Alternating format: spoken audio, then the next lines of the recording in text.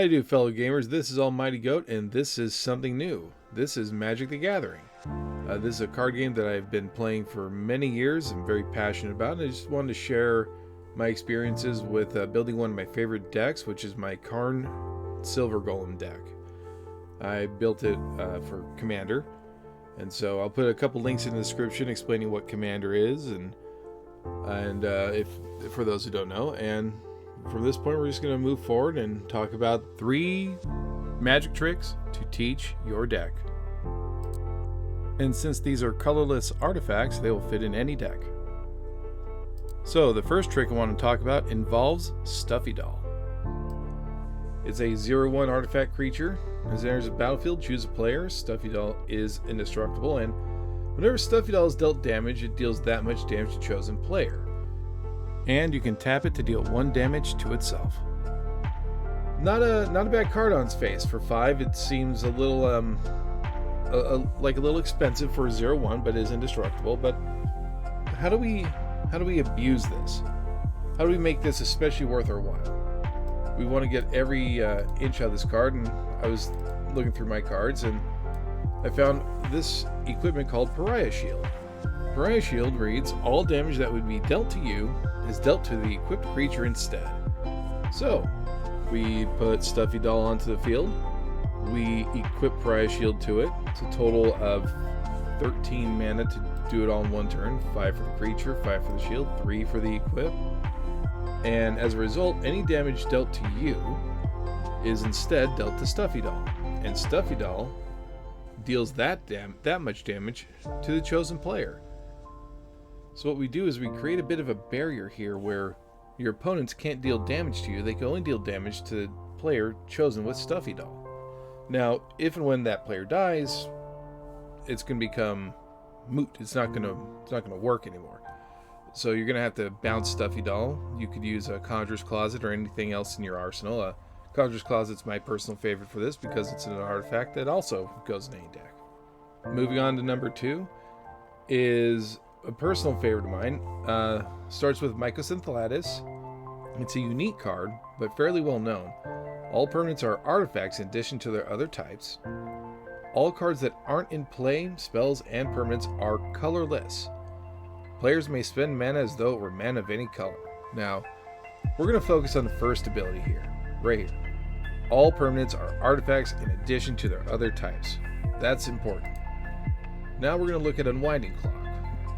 Now, although simple, Unwinding Clock is a unique card in that not many cards or effects or abilities happen at the same time. Often when there's 2 effects that will go on the stack at the same time, it's either chosen by the player, activating them, or it goes on active, inactive order. So if I have an effect at the beginning of each upkeep, and my opponent has an effect at the beginning of each upkeep, if it's my turn, mine will go on the stack, then his, and his will resolve first.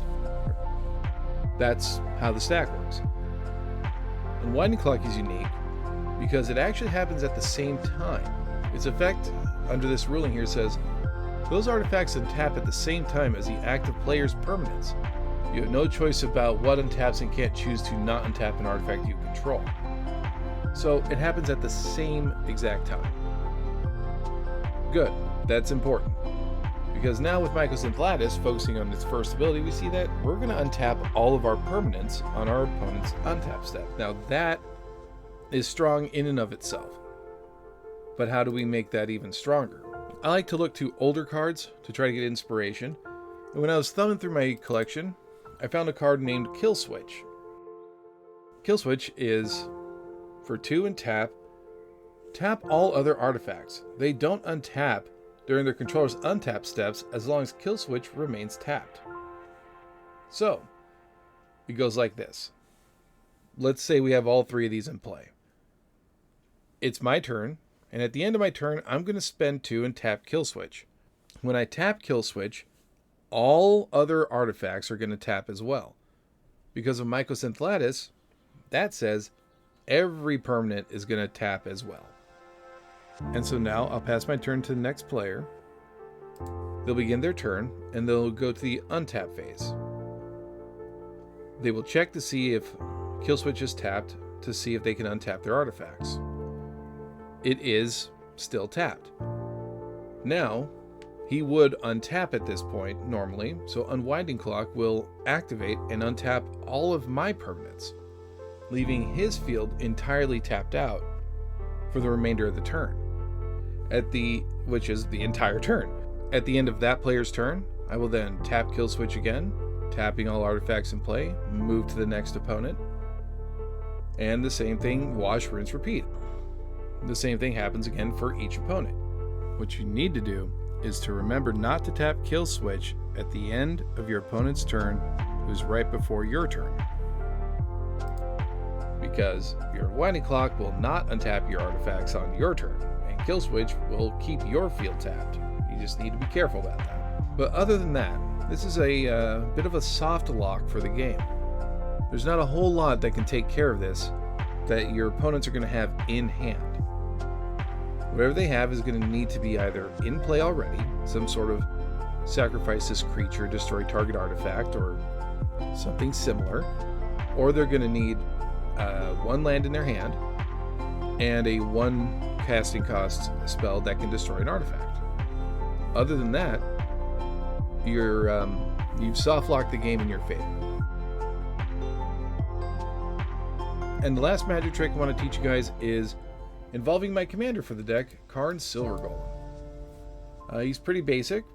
He taps for 1. He can turn any non-artifact creature into an artifact creature whose base power and toughness is equal to its casting cost.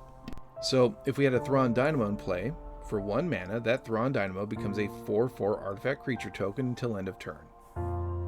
Not too bad. Not bad on its face. We can do better. There's a unique card in the game named Voltaic Construct. It's an artifact creature, and for 2 mana, we can untap target artifact creature. So, what we need is Karn, Voltaic Construct, and any single artifact that can produce 3 or more mana by tapping. We're just going to use Thrawn Dynamo as an example. We tap Thrawn Dynamo, we get 3 mana, we spend 1 of it to make Thrawn Dynamo a creature, we spend 2 of it with Voltaic Construct to untap Thrawn Dynamo, and now we have access to unlimited colorless mana. We tap the Thrawn Dynamo, producing 3, we spend 2 to untap it, and we just keep doing this. We're left with 1 colorless mana left over. We can do this indefinitely. We have to resolve each step, but we now have access to an unlimited pool of colorless mana. Well, this is very good. But how do we use this other than for big spells with big costs in it? Well, we just look back at Karn.